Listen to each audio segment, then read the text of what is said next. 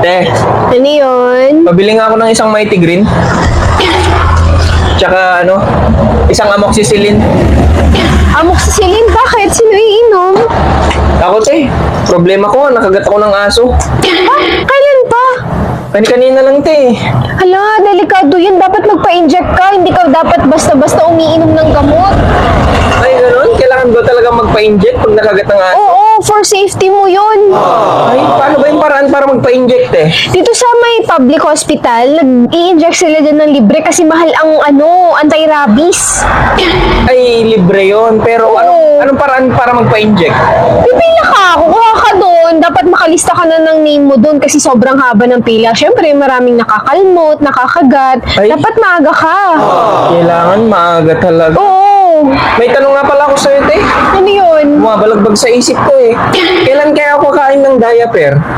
Sira ulo ka. Anak ka ng pu. Han, sino ba yung kainuman mo kagabi? Katrabaho ko. Dapat, hindi ka nagpakalasing ng gusto. Bakit? Ginapang niya ako kagabi. Ha? Bakit hindi ka sumigaw? Bakit naman ako sisigaw? Eh, hindi naman masakit.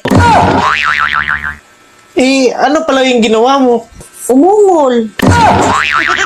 Dapat, pag ganyan, sumigaw ka. Meron bang nasarapan ng sumigaw? Ang hirap mo na.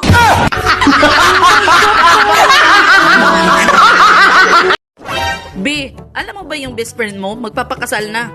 Pero yung babae, napakasamang ugali at bungangera pa.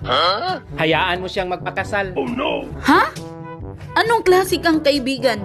Di mo man lang siya pagsabihan o pipigilan man lang? O bakit? Nung nagpapakasal ba ko sa'yo, pinigilan ba niya ako?